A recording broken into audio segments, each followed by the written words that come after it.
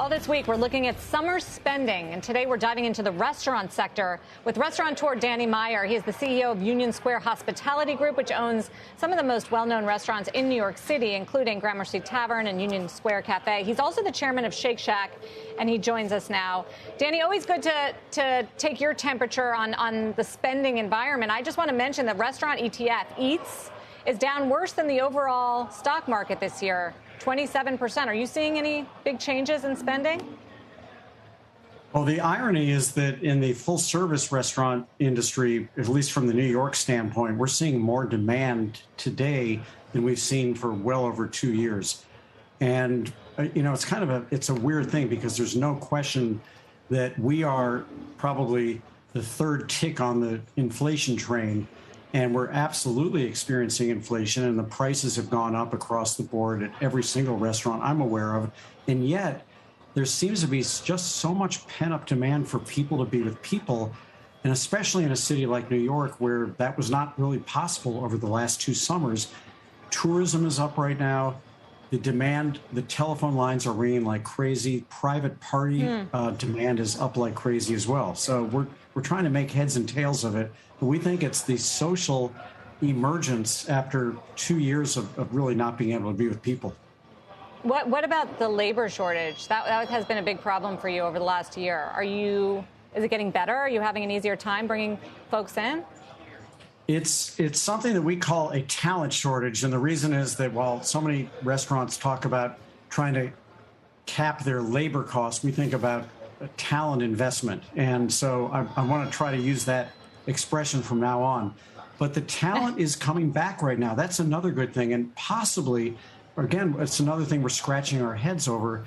It could be that because the costs are going up in everybody's day-to-day life, and because perhaps some of the stimulus has run out, that there are more people who are joining the labor force. Let's be candid. Our industry led the league, unfortunately, in the Great Resignation. We had more people leave the hospitality industry than any other industry, and we've also been slower to come back.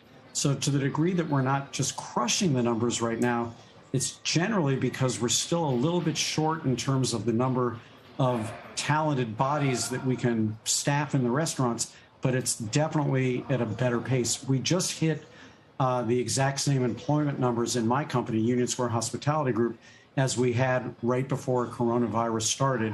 And so that's a hopeful sign. No, it's good that it's getting better. I did want to ask you about Shake Shack. I know you're not involved in the day-to-day. You're chair of the board there and founder, of course. But that stock has gotten hit so hard, down 60% over the last year. And more broadly, with concerns about recession and expenses and the changing market dynamic, I'm wondering, Danny, if the growth story is still intact for this stock. Yeah, the growth story is, the first thing you said is true. I mean, that's just a fact. The stock market has not been kind to Shake Shack over the last several months, and or just about the entire food industry. And of course, it's going to come back. This is a great moment for a company like Shake Shack that is actually poised for the greatest growth we've ever had, with a strong balance sheet. And I often remind myself that in the very, very early days of Shake Shack, when I was running the company, back in the late 2008, 2009, right when the Great Recession hit, that's when Shake Shack first started to grow for the first time. We didn't have a second Shake Shack until about 2009. And it was the recession somehow that brought people out. Why is that? Because Shake Shack's price point, while it's definitely more than fast food, it's a splurge for people who wanted the inexpensive calories that you get from fast food. But for somebody who's used to eating in fine dining restaurants, it's a big, big discount for the exact same ingredients. Yeah, so sort of a value play. That's interesting. Finally, Danny, on the markets, I know that you launched a SPAC last year and you were going to take Panera public. What's going on with that? Is that deal still happening? Well, as soon as you open up the markets for us, I'm sure it'll be ready to go. It's not up to me. So IPO market just closed. No insight into when that might happen. Has not been a lot of fun watching no IPOs for the last handful of weeks. But Panera is a great company, and we remain incredibly hopeful that the market will reopen quickly.